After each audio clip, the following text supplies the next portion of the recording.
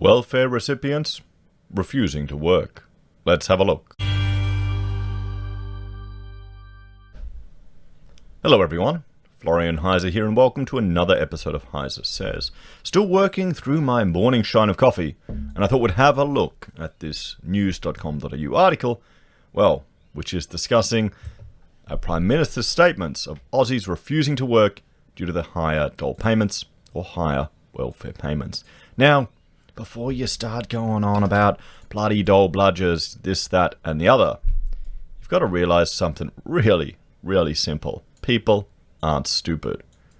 If you can get pretty decent money for doing nothing, and then you're offered the opportunity to work, and you get very little extra money, there's less incentive for it. This is the problem when you have these welfare systems in place. People want to ensure that we don't get the crime, or you don't get people in destitution or starvation, so you have welfare systems put in place. Then that disincentivizes people to work. There is a point where doing 40 hours a week extra, if the pay that you receive is so little and you start losing your welfare, that in some ways it's not worth it. Because you've got other costs associated with working. You've got clothes that you have to wear. You've got travel costs. You've got food away from home. All these other associated costs. If you have children, then you've got childcare costs, even if it's subsidized. And then you've got the stress and the frustration of dealing with it. So this creates a situation where some people are disincentivized to work. That's just the sad reality. So if you implement these systems, these interventions in the market, if the state starts providing free money to people, you will certainly have a group of people that will never work. That's just part of the deadweight loss. It is the prices of civilization. You need to accept to have these mechanisms in place. Now, I would argue from my completely biased and personal perspective that work in some ways adds to people's character. It is good for your health with regards to your sense of self-worth, and a lot of people identify by their work. But I have to admit that is part of my upbringing. I'm a first-generation Australian here. I've been brought up by immigrants that have come, from Germany.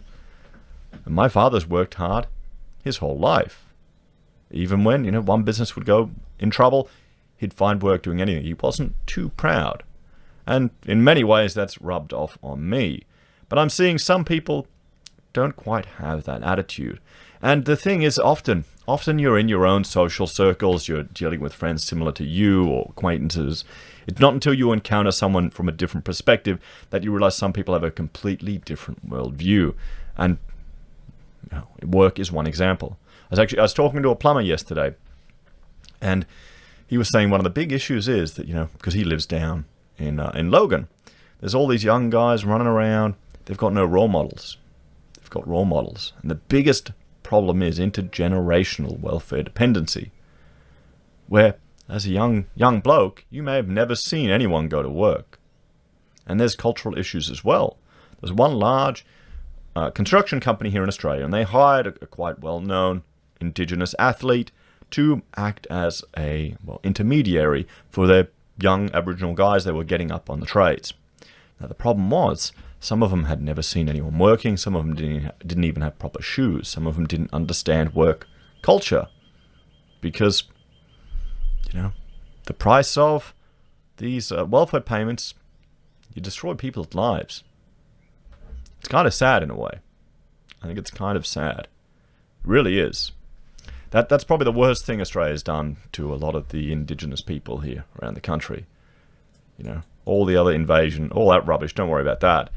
You've, given them too much sit-down money. A lot of them have lost the work. They used to do it. Used to be very productive.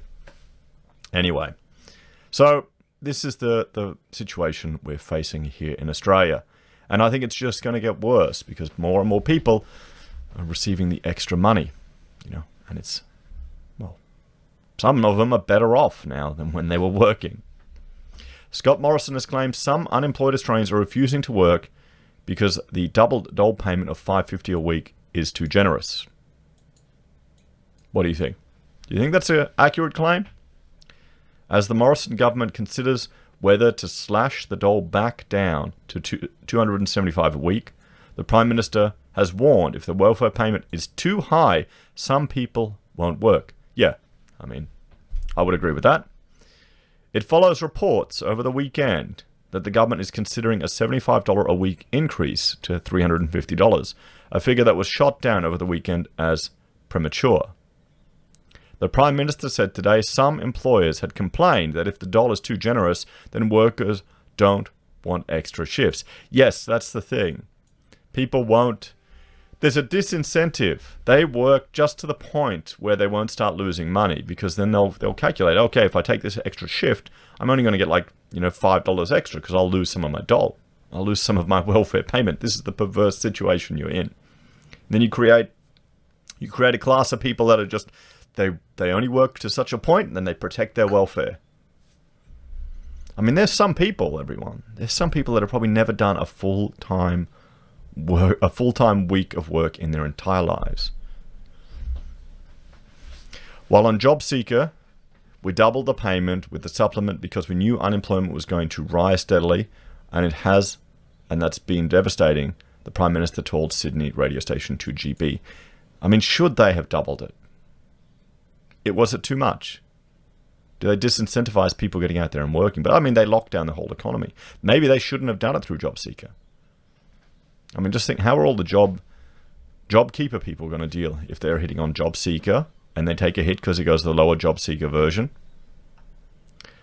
What we have to worry about is that we can't allow the JobSeeker payment to become an impediment to people going out and doing work, getting extra shifts. What we are getting, and we're getting a lot of anecdotal feedback from small businesses, even large businesses, where some of them are finding it hard to get people to come and take the shifts because they're on these higher levels of payment. I mean, this is the one argument against UBI. There's going to be a whole bunch of people that won't work if they just have enough. If they can keep a comfortable life, they won't do the extra work if they won't need to. I mean, this is I assume this is common sense, but perhaps it's not to some people. Perhaps it's not. Mr. Morrison said it was a balancing act to support newly unemployed people who have little chance of getting another job in the short term as a result of the government-enforced economic shutdowns. Yes, this is government-enforced. The state is damaging the economy with intention. And so we've just got to make sure that we continue to provide what is a reasonable level of support in the middle of the worst recession we've had since the Great Depression. Well, here's the thing.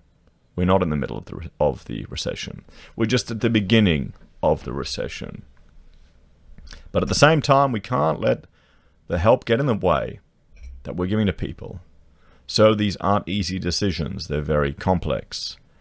Labour Treasury spokesman Jim Chalmers has demanded the government release its plans for JobKeeper and JobSeeker before the Eden Monaro by-election in New South Wales this weekend. Of course he has. The Treasury review into JobKeeper has been finalised, and the Morrison government must decide whether to extend it beyond September. But the PM said there was no rush to announce the package before the by-election. Opponents are going around and stamping their feet and smashing their fists on the table, demanding to know. But they clearly don't appreciate just how complex and intricate this decision is. I mean, here's the thing. Do you think it'll influence the by-election? There may be a protest vote against Morrison if people aren't happy with what they're proposing. Regardless, there are a lot of moving parts, and so the Treasurer and I and the Finance Minister were in constant meetings with constant advice working through all of this. I mean, I'll see the actual report for the first time today that the Treasury has done. This was yesterday. But the Prime Minister said the $1,500 a fortnight JobKeeper wage subsidy could not remain at the current rate in its current form. When you're burning through cash at a rate of almost $11 billion a month on JobKeeper, then obviously that is not something you can continue in that form forever. And that is why the government is being very careful in the considerations we are having. We are not rushing to any decisions. We are working carefully through all the various elements, he said. So obviously, we said at the time it was temporary. It can't be sustained forever at that level. But equally, we've got to look at what's happening post-September. There are a number of industries that will continue to be affected by restrictions, particularly in the aviation sector, tourism, hospitality, particularly those highly dependent on international travel. Well, the tourism sector is going to lose businesses, everyone. This is a recession. You can't save everyone in a recession. There needs to be some creative destruction in the economy. That's just what has to happen. Some of the dead wood needs to be moved aside. New opportunities need to be created. We need to create incentives for people to work. If people don't have to work, they won't. They won't. I mean, who's gonna kill yourself when you don't have to? The older you get, the smarter you are, and you realize, you know what? It's not worth it. It's not worth it. There's lots of parts of the events and entertainment industry, conferencing business like that. So those companies are still going to be very down on what their normal turnover is. One option is to extend JobKeeper for specific industries, but with a new turnover test that would kick off companies that have returned to normal trading. Many other companies who are currently on JobKeeper, then thankfully, their turnover would have been getting up to those previous downturn levels, Mr. Morrison said, or Prime Minister Morrison said. So there we have it, everyone. There we have it. What do you think about the anecdotal evidence of people refusing to work because their welfare payments are too high? Do you think it's true? Do you think it's a story? Do you think people are just too smart to not push themselves that little bit extra? What do you think, everyone? And what does this all say for the future of a V-shaped recovery, or any recovery here in the nation? Do you think they'll keep JobKeeper on past September? Do you think they will indeed pass on the $75 welfare increase? Do you appreciate the fact that there will always be some people that just won't do that extra shift, won't work that little bit extra? And that's just the price we have to pay if you want to have these systems in place. Let me know what you think, everyone. Well, here's another thing, actually. You've got to remember, a lot of people are priced out of the labour market too. As always, please let me know your thoughts and opinions in the comments below. Like, share, and subscribe to the channel.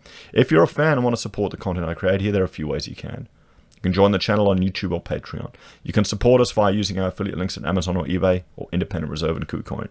You can buy our merch from HeiseSays, use Gold Pass from the Perth Mint, or support us via PayPal. Thanks, everyone. I'll see you next time.